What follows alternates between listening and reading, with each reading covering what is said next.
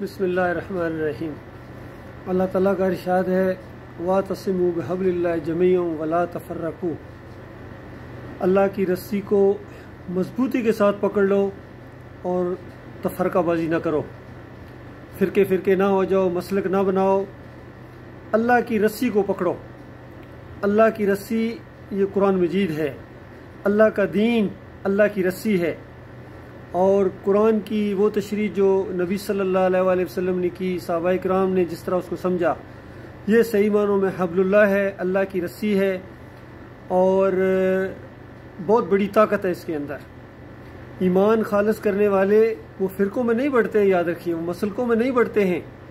جہاں مسلک ہے وہاں اسلام نہیں ہے، اور جہاں اسلام ہے وہاں مسلک پرستی اور رسم و رواج نہیں ہے، یہ ایک حقیقت ہے۔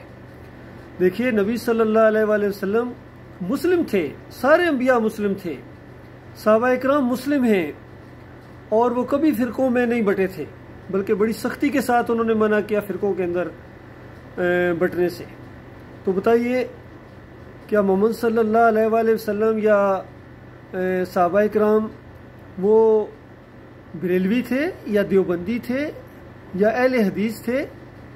یہ چیزیں تو بعد کی بنائی گئی ہیں۔ یا شیعہ تھے، چکڑالوی تھے، سوروردی تھے، نقشبندی تھے، کیا تھے؟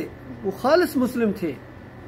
بالکل اسی طریقے سے جس طرح آج یہ فرقوں کے اندر بٹے ہوئے ہیں، یہود و نصارہ بھی فرقوں کے اندر بٹ گئے تھے اور کہتے تھے جب تک یہودی نہ ہو جاؤ تم جنت نہیں جا سکتے ہو۔ دوسرے پلیٹ فارم سے آتی تھی آواز کہ نہیں، جب تک نصارہ نہ بنو تم جنت نہیں جا سکتے ہو، اور جب حق کی دعوت اٹھی تو دونوں نے ایکا کر لیا اور کہا کہ جب تک یہودی نہ بنو یا نصرانی نہ بنو تم جنت نہیں جا سکتے ہو۔ تو اللہ کے بندو غور کرو، یہ مسلک کہاں سے آئے ہیں؟ انہوں نے کتنا کمزور کیا ہے امت مسلمہ کو، کتنا زیادہ انہوں نے اختلاف اور آپس میں نفرتیں پیدا کی ہیں۔ یہ فرقے بنتے ہیں جب اللہ کی کتاب کے خلاف عقیدے اپنائے جائیں، اللہ کے نبی صلی اللہ علیہ وآلہ وسلم کی صحیح حدیث کو چھوڑ کر اپنے امام اور اپنے مشاہیر اور اپنے لیڈروں کو مانا جائے۔ تو لہذا بالکل ان سارے فرقوں سے نکلو۔ یہ فرقہ بندی شرک ہے، یاد رکھیے، یہ بہت بڑی لعنت ہے۔ آج امت مسلمہ اس کی لپیٹ کے اندر آ گئی، تو ہمت کر کے ان مسلکوں سے نکلو، ان فرقوں سے نکلو، ان سیاسی جماعتوں سے بھی نکلو۔ یہ جو سیاسی جماعتیں، پھر حزب اختلاف، اس کا کام ہی بس اختلاف کرنا ہے۔ اسلام کے اندر کوئی حزب اختلاف نہیں ہوتی ہے۔ تو یہ اللہ کا دین ہے، سیدھا سادہ دین ہے۔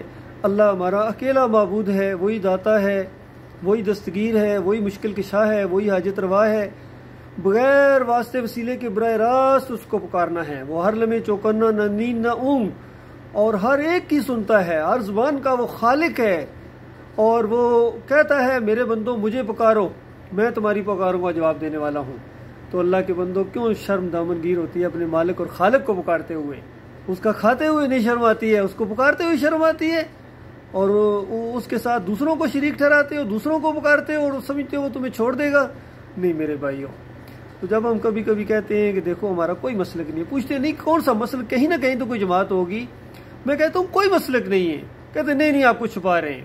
پھر میں کئی دفعہ کہہ دیتا ہوں کہ دیکھو بتاؤ ابو بکر صدیق رضی اللہ تعالیٰ عنہ کا کیا مسلک تھا، عمر بن خطاب رضی اللہ تعالیٰ عنہ کا کیا مسلک تھا، عثمان رضی اللہ تعالیٰ عنہ، علی رضی اللہ تعالیٰ عنہ، اور جتنے صحابہ کرام ہیں، ان کا اگر تم کوئی مسلک بتا سکتے ہو تو میرا بھی بس وہی مسلک ہے۔